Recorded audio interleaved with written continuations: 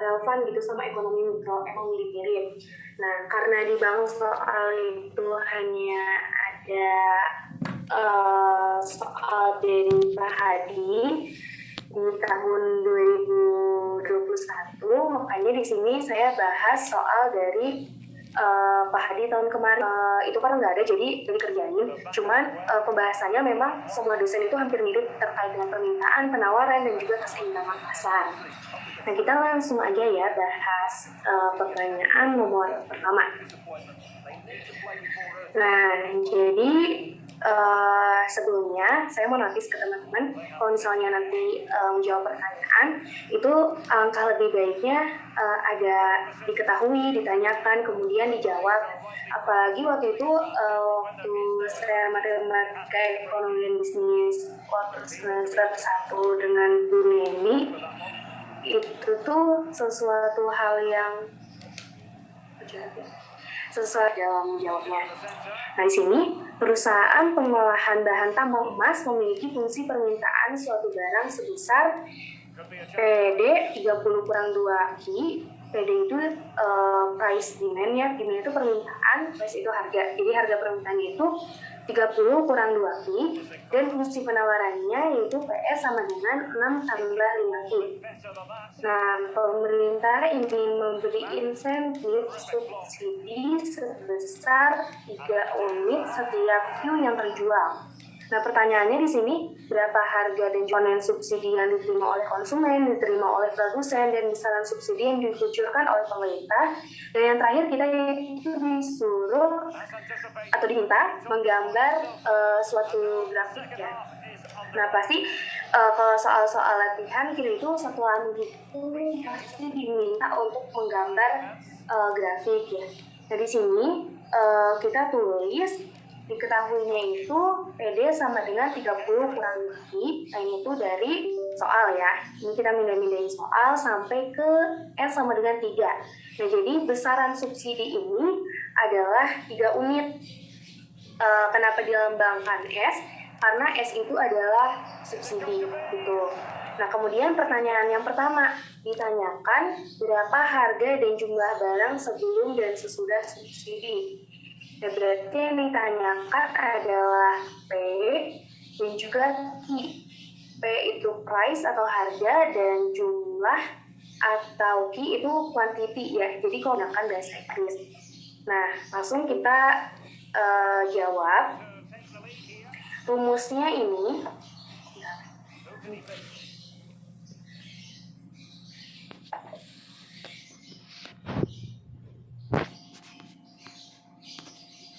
nah, ini itu rumusnya ya.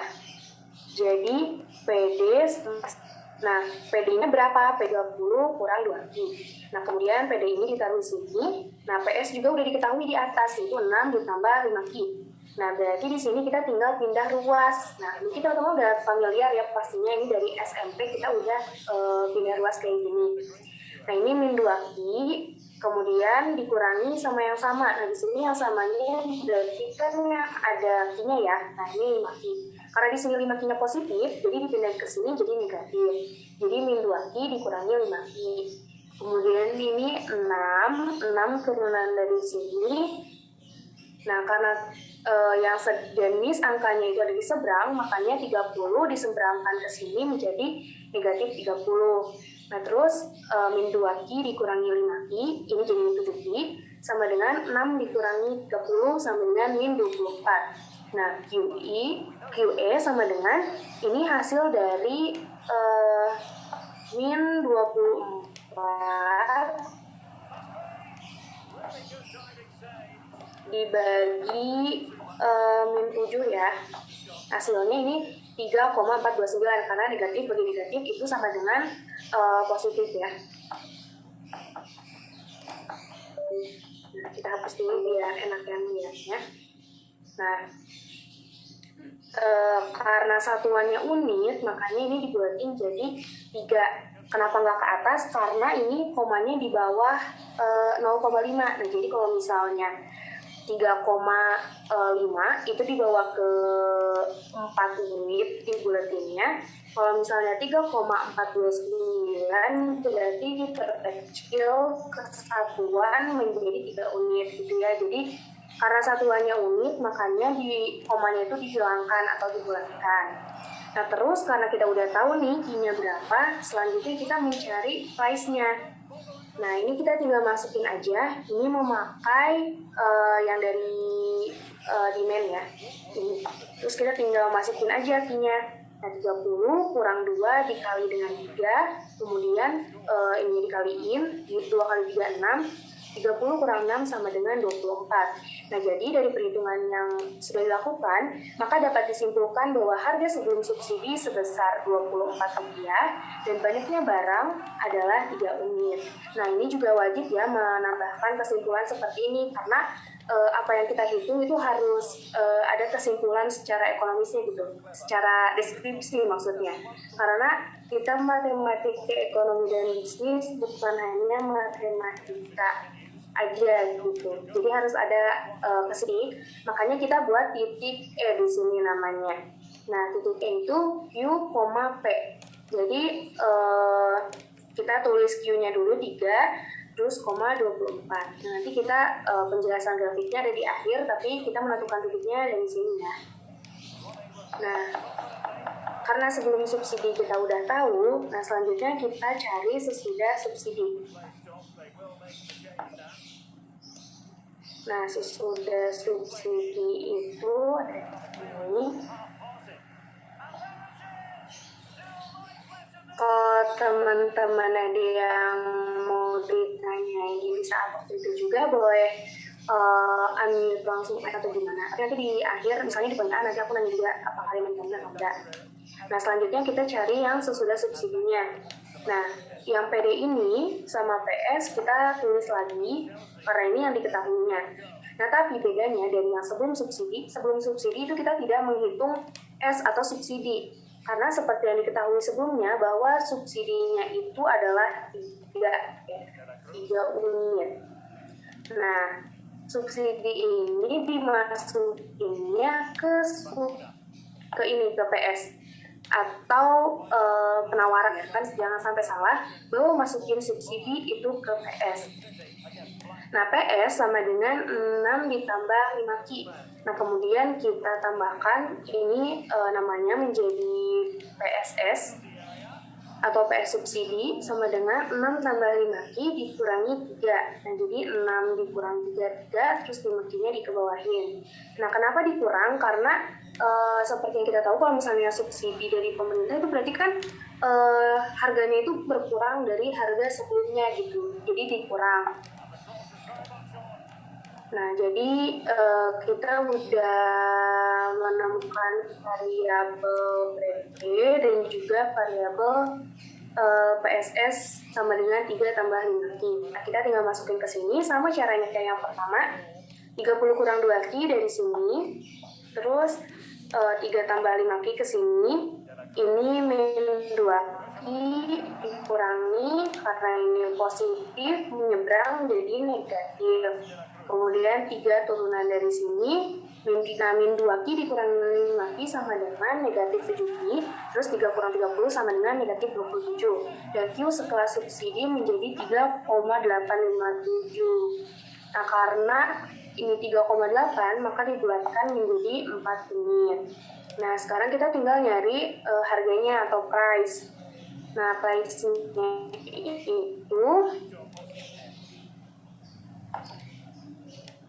itu kita tinggal masukin 30 kurang 2Q, 30 kurang 2Q ini dari sini, 30 dikurangi Q-nya dari sini, masuk ke sini, 2 kali 4, 8, 30 kurang 8 sama dengan 22. Nah jadi harga setelah subsidi sebesar Rp22 dan banyaknya barang sama dengan 4 unit. Nah jadi 4,22. Untuk pertanyaan 1A ada yang mau ditanyain atau enggak? Enggak ada?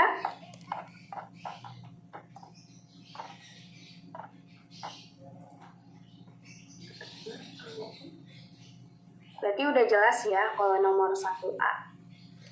Nah, lanjut ke 1B. Nah, sekarang ditanyakan komponen subsidi diterima konsumen, terus komponen subsidi diterima produsen, kemudian komponen subsidi dikucurkan oleh pemerintah. Nah, rumusnya ini udah ada, ini rumusnya udah baku. Kalau misalnya konsumen itu PE dikurangi PE setelah subsidi. Nah, jadi yang PE ini berarti tanda di atas ini itu setelah subsidi. Nah, begitupun dengan produsen ini S dikurangi SK. S itu dari yang subsidi diketahui dari soal, yaitu 3 unit. Sementara SK-nya itu dari perhitungan sebelumnya. Untuk pemerintah itu S udah diketahui di soal, yaitu 3. Terus QE-nya itu 4 itu dari kuantiti setelah subsidi yang dari sini. Ini kan 4 ya. Nah, jadi kita tinggal masukin rumus aja. 24 dikurangi 22 sama dengan 2, terus 3 kurang 2, 1, dan yang terakhir 3 kali 4 itu 12. Nah, terus di bawahnya jangan lupa dikasih kesimpulan bahwa besar subsidi diterima konsumen Rp2, besar subsidi diterima produsen Rp1, dan besar subsidi yang dikucurkan pemerintah itu ada 12. Ini saya lupa naruh angka 12-nya. Rp12 ya. Nah, selanjutnya ini tuh ada grafik dari yang pertanyaan-pertanyaan yang kita udah jawab di A dan B. Nah, jadi di sini itu bentar ya. Nah, tadi kan udah diketahui ya kalau misalnya si sebelum pajak itu 24 dengan kuantiti 3. Karena seperti hukum ekonomi, kalau misalnya semakin banyak permintaan, nah si price-nya sedikit permintaan, si price-nya itu tinggi. Nah, kalau misalnya di sini karena subsidi ya, karena kalau subsidi itu berarti berkurang harga. Kalau misalnya pajak itu nambah harga. Nah, karena di bab ini itu membahas soal subsidi dan juga pajak. Nah, kalau subsidi itu berkurang, kalau misalnya pajak itu makin bertambah karena ini soalnya subsidi, maka si price-nya itu berkurang dan kuantitinya itu bertambah. Karena harganya menurun, maka permintaan akan bertambah seperti itu. Nah, jadi di 4, ini titik yang udah kita tentukan di soal nomor A ya. Jadi ini titik yang udah kita tentukan di soal nomor A. Nah, ini kita tinggal nambahin sebelum subsidi, terus sesudah subsidi. Nah, kemudian untuk QD QS-nya kita tinggal nambahin garis ke sini karena biar berpotongan sama dari sini ke sini. Nah, jadi intinya ini tuh pakai titik yang udah kita temukan di poin A gitu. Nomor 1 ada yang mau ditanyakan atau enggak? Udah pada ngerti semuanya? Oke, udah. Udah ya. Udah. Nah, sekarang kita lanjut ke poin nomor 2. Nah, poin nomor 2 ini hampir semua dosen itu babnya tentang ini, baik ekonomi mikro maupun karena membahas terkait dengan TR, terus ada biaya tetap. Biaya tetap itu kalau bahasa Inggrisnya fixed cost, dan lambang dari biaya tetap itu juga FC. Kemudian biaya tidak tetap atau variabel itu variabel cost. Tidak besok mau bersama Arif. Ibu, lawan dia.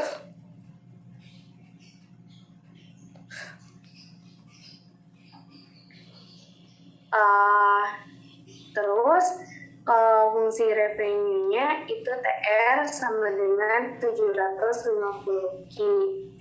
Nah, kita yang ditanyain itu lakukanlah analisis peluang pokok untuk menentukan nilai DEP dan penjualan ikan bakar terjual 40 ekor. Nah, jadi ketika Q40 itu profitnya berapa? Terus gambarkan juga posisi FC, VC, TC, TR dan juga Q.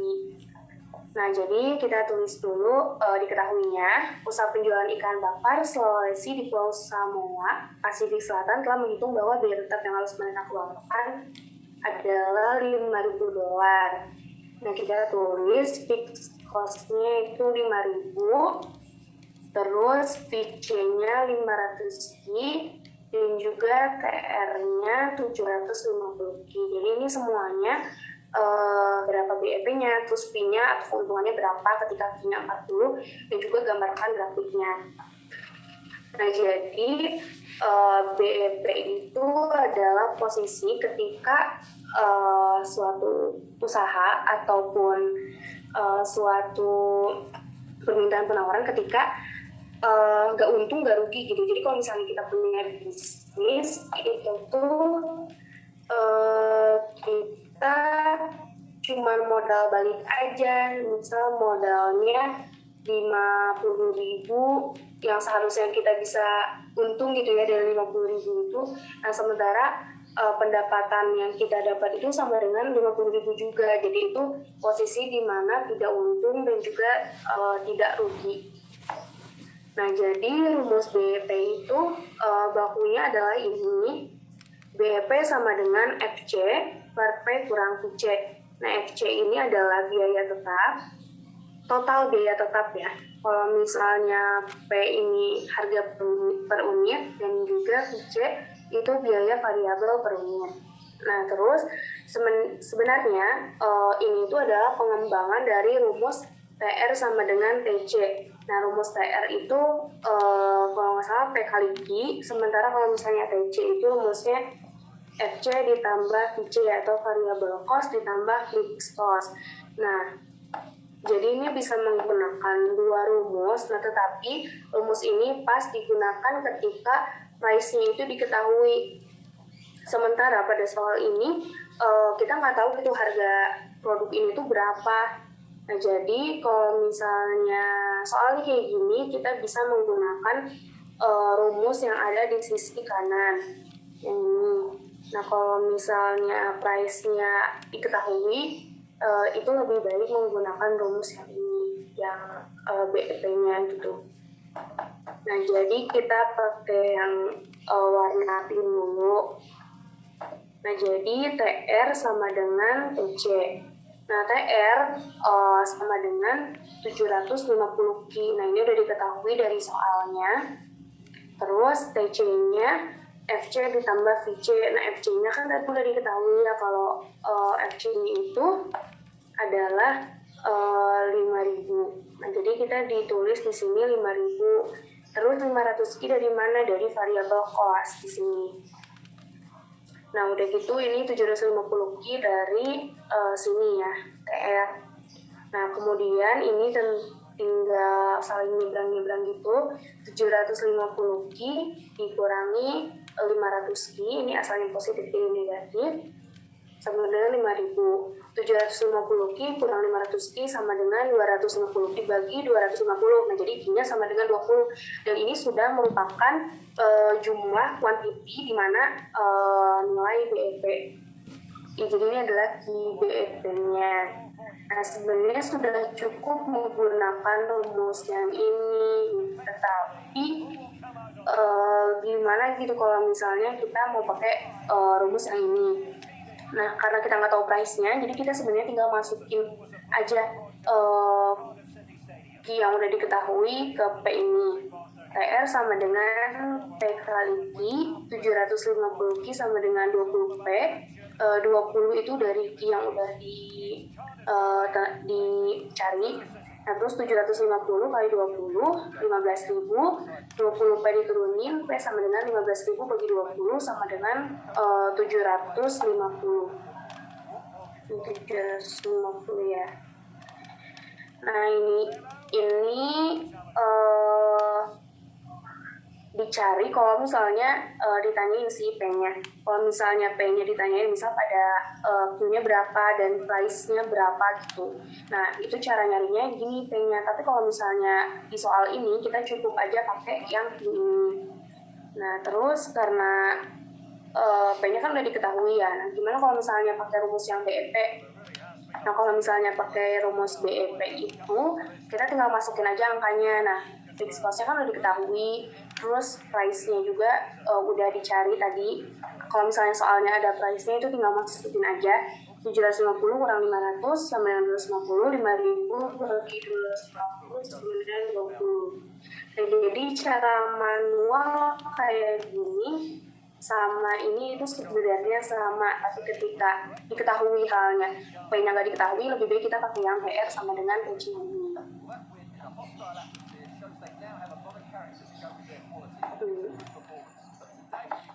Nah, sekarang ke selanjutnya itu ditanyain ketika penjualannya sebanyak 40 ekor, berapa profit yang akan kita dapatkan gitu. Kan ketika kita menjual 20 unit berarti belum ada profit yang kita dapat gitu. Nah, sementara kalau 40 ekor berapa nih profitnya? Nah, kita cari ke sini.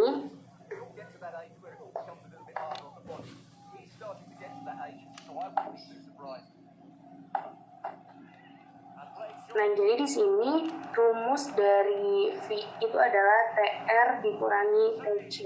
Nah, jadi karena kalau ujiannya nanti cosbook, teman-teman harus tahu ya rumus TR itu apa, rumus TC itu apa, terus rumus V itu gimana gitu. Jadi harus dihafalin. Nah, karena TR-nya itu adalah 750 Q, kita tinggal masukin aja ke sini. Nah, sementara TC itu rumusnya adalah fixed cost ditambah variable cost. Nah, fixed cost-nya itu sudah diketahui bahwa $5.000. Nah, sementara variable cost ini masih berbentuk fungsi seperti ini ya. Jadi, ini dari sini variable cost-nya 500 Q.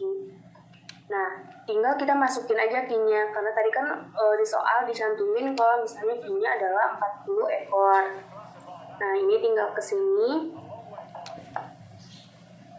750 kali 40, 30.000 dikurangi 5.000. Ini 500 kali 40, 20.000 rupiah. 20.000. Terus 30.000 dikurangi 5.000 tambah 20.000, 25.000. Jadi 30.000 dikurangi 25.000 sama dengan 5.000. Nah, jadi profit yang didapat ketika menjual 40 ekor adalah 5.000. Saya tahu kalau misalnya total revenue itu adalah 30.000 ketika penjualan 40 ekor. Sementara total cost atau total biaya untuk menjual 40 ekor atau membuat 40 ekor itu adalah 25.000. Nah, kita lanjut ke pembuatan grafik. Dan kalian pasti membuat grafik ketika ujian nanti ya. Nah, jadi di sini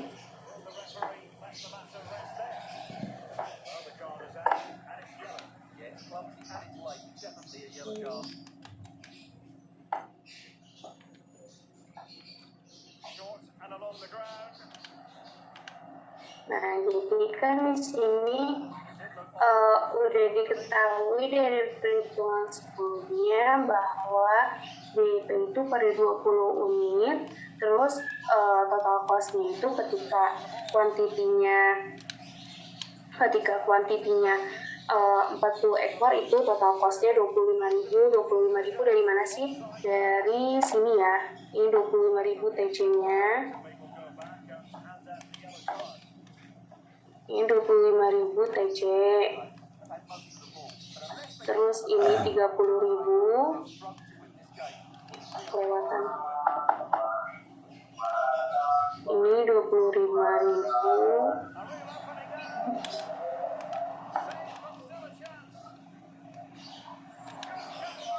ya, pokoknya ini. Nah terus yang buat yang 30.000 itu dari sini TR-nya. Nah sementara fee-nya itu dari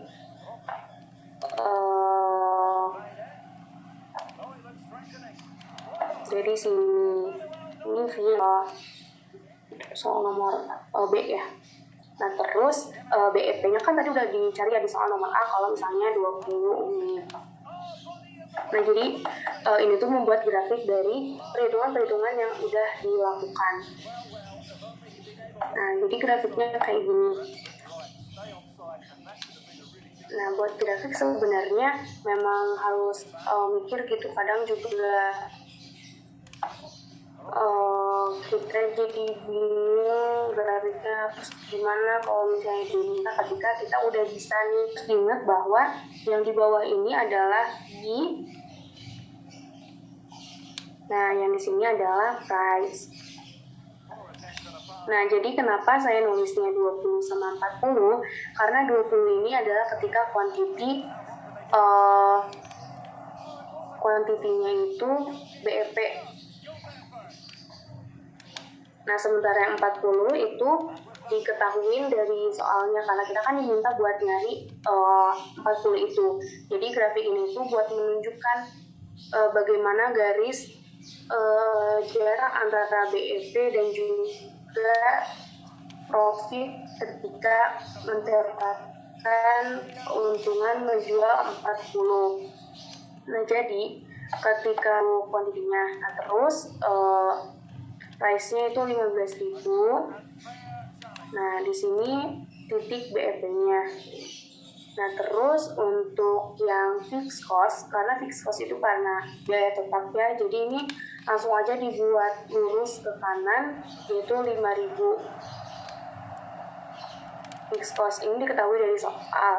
Nah, terus kalau misalnya untuk yang 40, itu kita udah tahu kan TR sama TC-nya berapa. Nah, TR-nya 30 dibuat dari sini terus ke sini.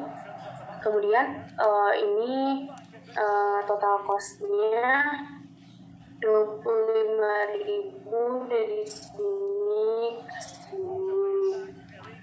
Nah, kemudian kita buat garis dari titik 0 ke melewati BEP. Jadi titik potongnya adalah di BEP. Nah terus untuk keuntungan itu ada di jarak antara TR dan TC, karena 30 kurang 25.000 adalah 5.000. Nah, jadi di sini adalah fee-nya itu 5.000.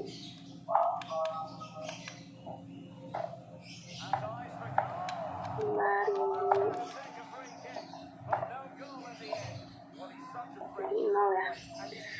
Nah, kenapa ini disebut keuntungan? Karena ketika melewati garis BEP berarti suatu perusahaan itu sudah mengalami keuntungan. Nah, sementara kalau misalnya di bawah BEP ini berarti rugi. Nah, sementara kalau misalnya di sini itu berarti untung. Apakah ada yang mau ditanyakan nggak di soal nomor 2 atau langsung ke pembahasan nomor 3?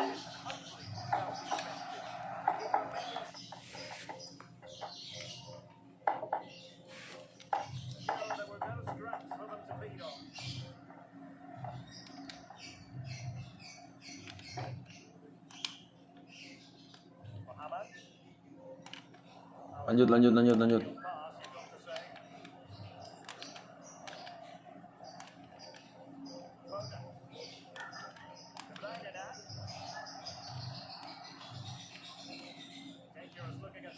Ya udah kalau gitu lanjut aja ke soal nomor 3 ya.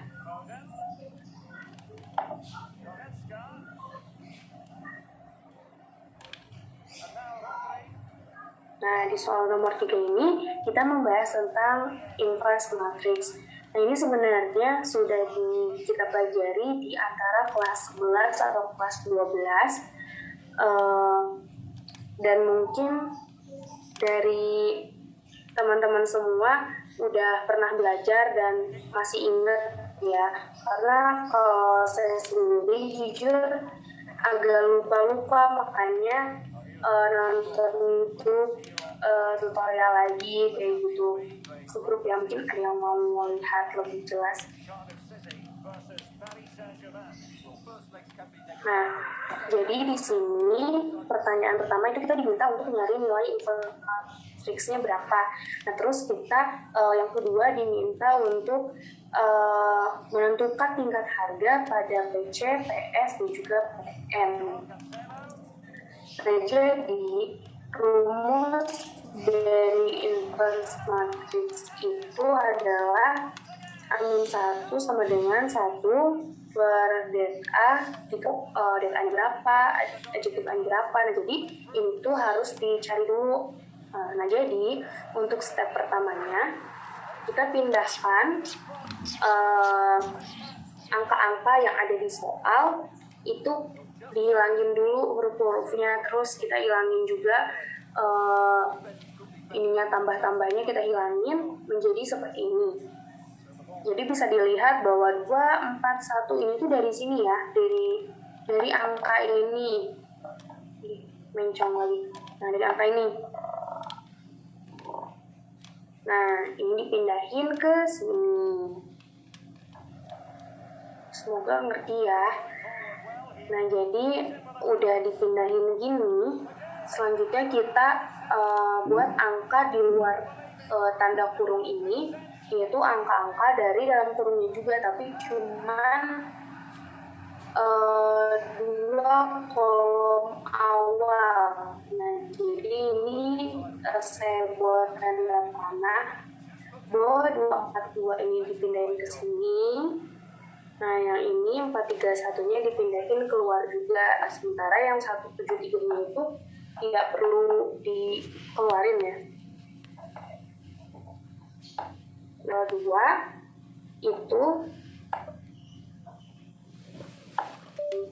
Nah, step keduanya kita mengalihkan dengan posisi yang sejajar ketika garis miring.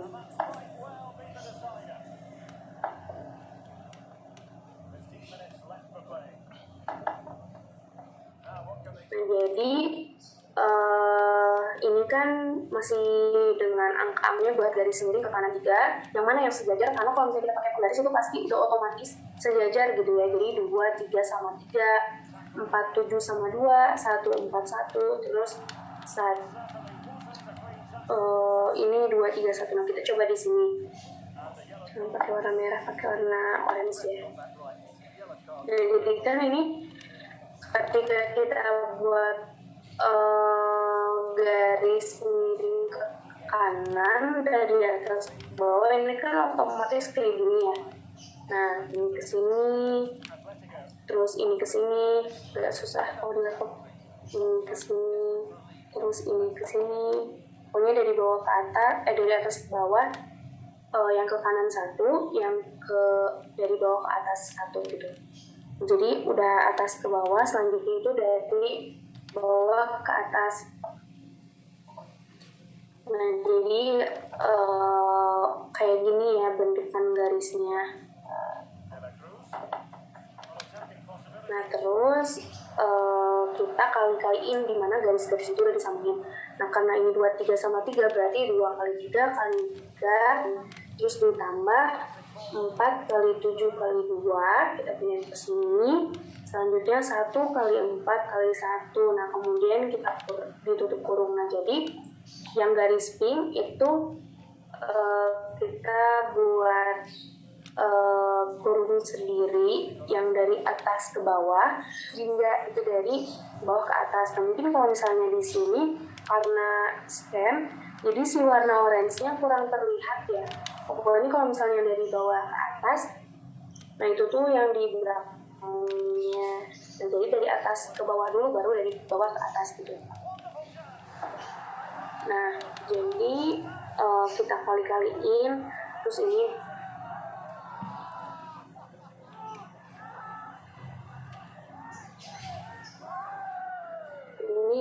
kali 3 kali 3, 4 kali 7 kali 2, terus 1 kali 4 kali 1. Nah, terus 1 kali 3 kali 2, terus 2 kali 7 kali 1, terus 4 kali 4 kali 3. Nah, kemudian ini juga ditambahkan garis ini juga garis tiganya. Nah, kalau misalnya ini 2 kali 3 kali 3 hasilnya 18, 4 kali 7 kali 2 hasilnya 56, 1 kali 4 kali 1 hasilnya 4. Terus dikurangi 1 kali 3 kali 2 6, 2 kali 7 kali 1 14, 4 kali 4 kali 3 itu 48. Kemudian dikurangi menjadi 10. Nah, kita lanjut ke selanjutnya. Nah, untuk selanjutnya ini memang rumit ya, karena banyak banget stepnya. Nah, jadi yang pertama harus dilakuin sebenarnya kita buat garis gini, kolom kayak gini, tapi bentukannya kosong kayak gini. Ini tapi kosong gitu. Nah, kenapa sih ini tambah terus ini bentar ya, salah laptopnya.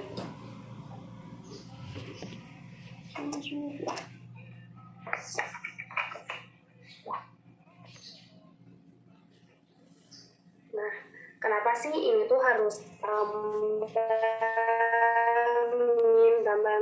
Nah, ini tuh sebenarnya udah satuan baku kalau misalnya dalam konfaktor matriks.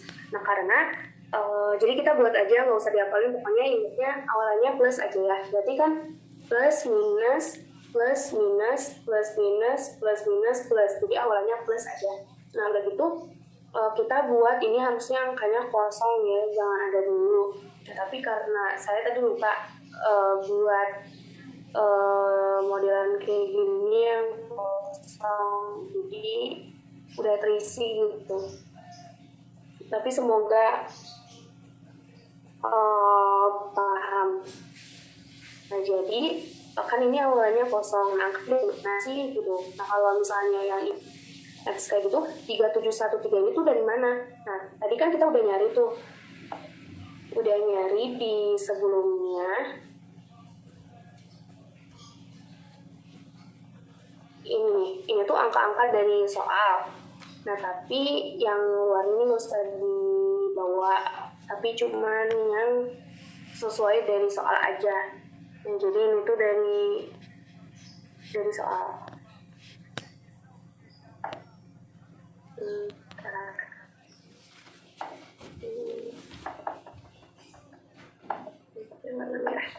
Nah, jadi ini tuh dari ini. Nah, ini kan 2, 4, 2, 4, 3, 1, 1, 7, 3. Nah, itu angkanya dari sini. Kemudian dipindahkan ke sini. Nah, sebenarnya kalau teman-teman udah tahu gitu ya, gak usah lagi dibuat takutnya keliru, jadi dijabarin satu-satu aja kayak gini. Nah, jadi angka 3713 ini tuh dari ini. Nah, jadi kan ini tuh adalah baris, yang ke sini baris, dan kalau misalnya yang ini kolom. Nah, di atas saya juga udah ngasih notes di jawaban. Nih, kalau misalnya ke sini itu baris, ke sini itu kolom. Nah, untuk di sini ini kan berada di posisi baris pertama, kolom 1. Nah, berarti kita diurai juga baris pertama, kolom 1. Nah, sisanya berapa? Nah, sisanya itu adalah 3713. Nah, 3713 ini dipindahkan ke sini. Sini ya. Jadi angka ini dari mana? Dari 3713. Kenapa baris 1 kolom 1 gitu yang dicoretnya? Karena posisi ini berada di baris pertama, kolom 1. Nah, selanjutnya yang ini dari mana angka-angkanya? Ini karena berada di baris 1 kolom 2, maka kita hapus baris 1-nya, kita coret, yang mana? Di belakangnya angka 4273. Kita pindahkan ke sini ya. Nah, terus selanjutnya yang selanjutnya itu berada di baris pertama, tapi kolom ketiga. Ini kan kolomnya, ini baris pertama, kolom ketiga. Nah, berarti baris pertamanya kita coret, terus kolom ketiganya juga kita coret. Nah, jadi sisanya adalah angka 4, 3, 2, sama 1. Nah, kita taruh di sini. Begitupun dengan selanjutnya. Ini aku scroll ya, masih kelihatan kan? Nah, kita hapus dulu coretannya biar gak habisin. Nah, selanjutnya yang ini, kalau misalnya ini berarti berada di posisi baris kedua kolom pertama. Berarti di sini kita coret baris kedua coret, kolom pertamanya coret. Nah, sisanya itu angka 4, 1, 1, dan 3. Nah, kita pindahkan ke sini. Nah, terus selanjutnya, angka yang di kurung ini berada di baris kedua, kolom kedua.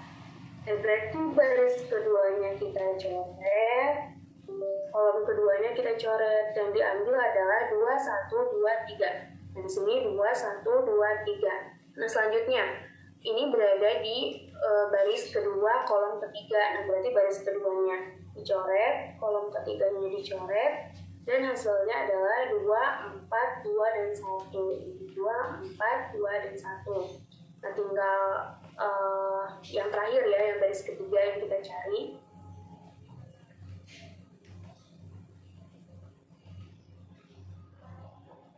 Nah, kita coret dulu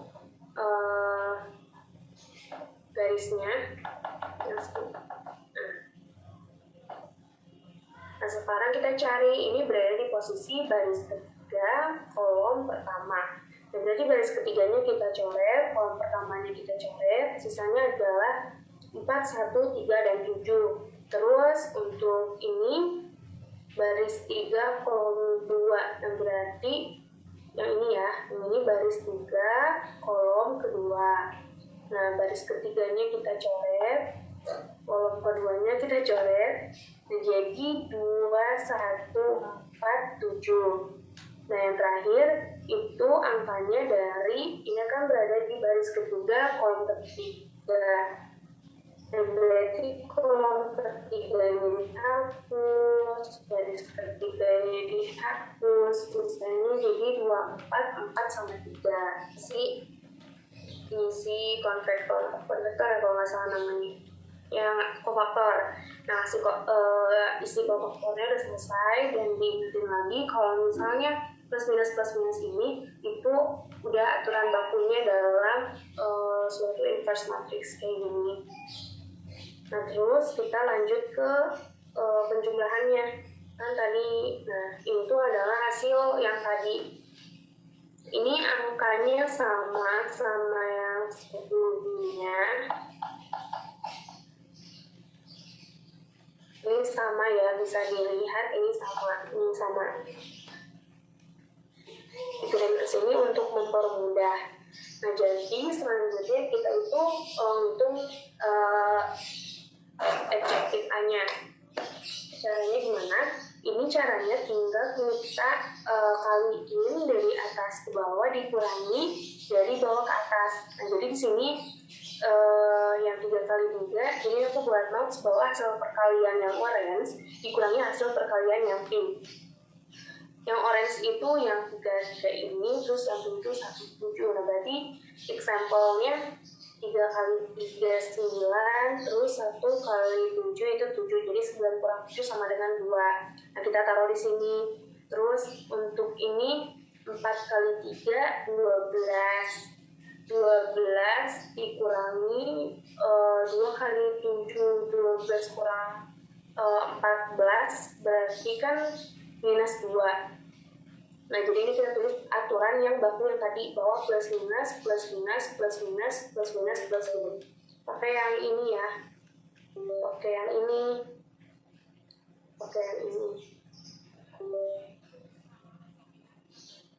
Nah, cuman ketika nanti hasilnya minus, jadi kan ini kita kita abaikan dulu gitu, jangan terpacu oleh ini. Nah, tapi pada nantinya ketika misal di 4/3 kan tadi 12, terus dikurangi 14 kan jadi -2. Nah, kita taruh di -2 ini dikurangi dulu. Nah, sama pula kayak gini, 4 kali 1 4, terus dikurangi 6, berarti kan -2. Terus 4 kali 3 12, 12 kurang 1 11. Terus 2 kali 3 5, 5 kurang 3 2 kali 3 6, 6 dikurangi 2 4. Nah, jadi setelah dikurangi itu kan dikali-kali ini kan hasilnya yang ini. Nah, cuman yang ini tuh masih berlawanan gitu simbolnya dengan hasil kali yang tadi. Nah, makanya kita di sini dilatihin lagi. Nah, karena tadi satuan bakunya min, karena hasilnya tadi perkaliannya minus, jadi min itu positif. Nah, terus yang ini plus kali min kan min, jadi di sini kalau min 2. Terus ini min kali min karena ininya batu hasilnya minus, jadi di sini positif karena min kali min positif. Terus ini tinggal pindahin aja, min 10 pindahin. Dan ini karena walaupun satuan bakunya plus, karena dapatnya kita minus, plus kali minus sama dengan minus, jadi solusinya minus. Nah, terus untuk mengubah dari cofaktor ke adjoint, maaf ya tadi ADJ itu bukan negatif tapi adjoint. Nah, jadi untuk mengubah dari cofaktor ke adjoint itu caranya gimana? Caranya kita ngebalikin yang asalnya di baris jadi di kolom. Nah, kan ini asalnya di baris. Nah, kita pindahkan jadi di kolom.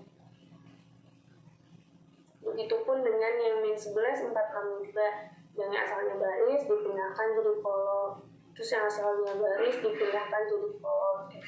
Ini emang aturannya seperti itu gitu ya. Nah, sekarang kita tinggal masukin rumus, karena udah tahu kan cofaktor adjointnya udah tahu, terus tadi kita juga udah nyari apa itu. Nah, sebelumnya itu kita udah tahu kalau misalnya datanya itu adalah 10. Terus adjointnya tinggal ngaliin aja untuk jadi inverse matrix itu gimana? Jadi inverse matrix itu 1/det sama dengan dikali ADJ. Nah, berarti DT dari mana? 10 ini dari yang udah kita temuin sebelumnya yang tadi saya tunjukin. Nah, sementara angka yang ini dari adjoint ini.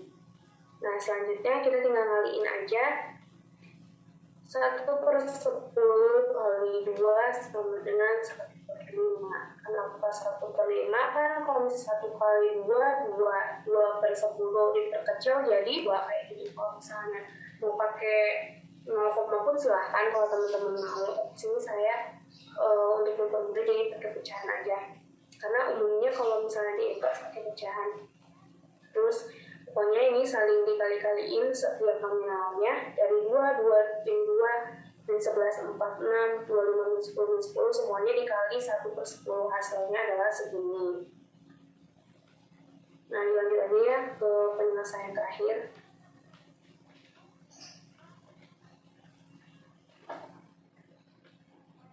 Nah, jadi yang terakhir itu kita tinggal ngaliin aja pakai masih rumus yang sama. Rumusnya 1/10 kali inverse kali adjoint. Nah, jadi kan tadi adjointnya udah diketahui ya yang dari pertama, tapi ini masih sama kayak yang inverse matrix, cuman dikalikan dengan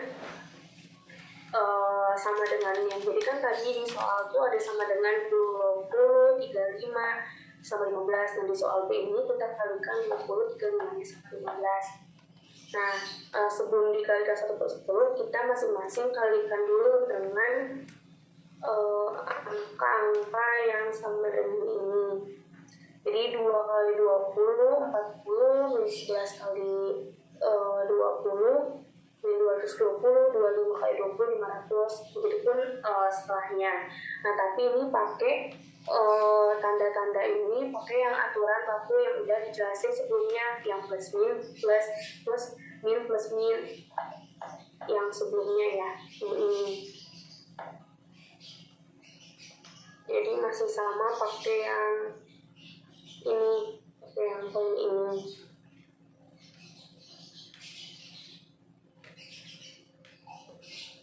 Jadi sebelumnya kita itu taruh dulu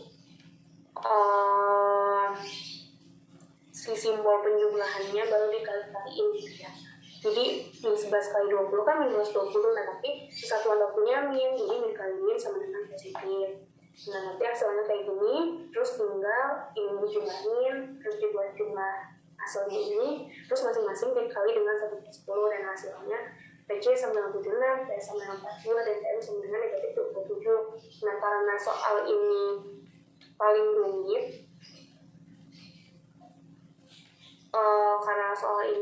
rumit, ini makanya poinnya itu lebih besar itu dibanding soal nomor 1 dan soal nomor 2. Mungkin sekian yang bisa saya sampaikan, nanti jawabannya saya share di grup. Untuk matematis ini apakah ada yang ditanyain aku juga? Karena mungkin kalau matematis beda sama dasar ya. Kalau dasar itu kita harus tahu ini dari mana sih angkanya gitu, dari penerapan dari laporan sebelumnya atau gimana. Dan sebenarnya kalau misalnya matematis itu tinggal masukin angka aja dari rumus yang udah ada. Nah, jadi kuncinya itu memang harus udah hafal rumusnya dengan baik.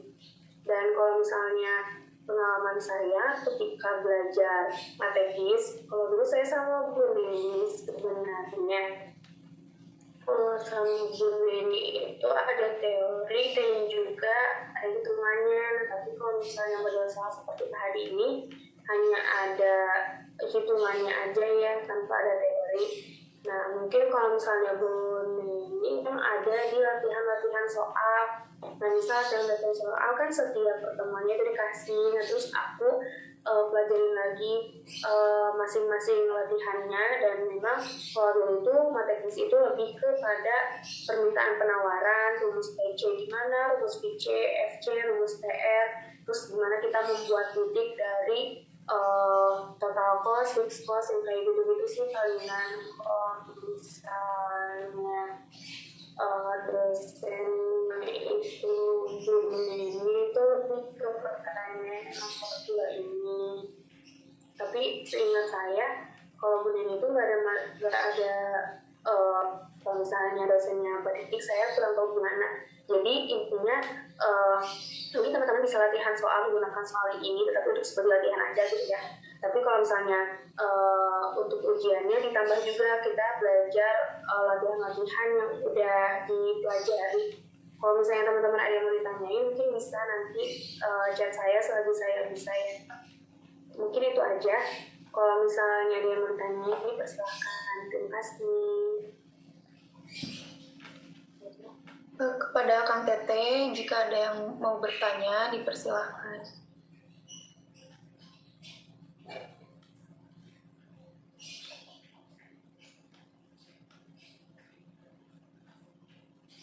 Nanya bego anjing.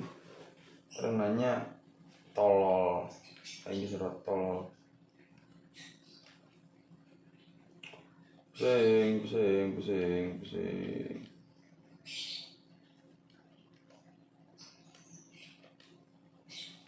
Yo.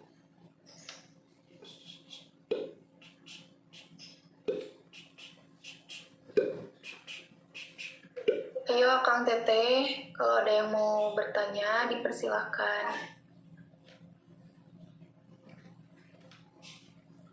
Pusing teh.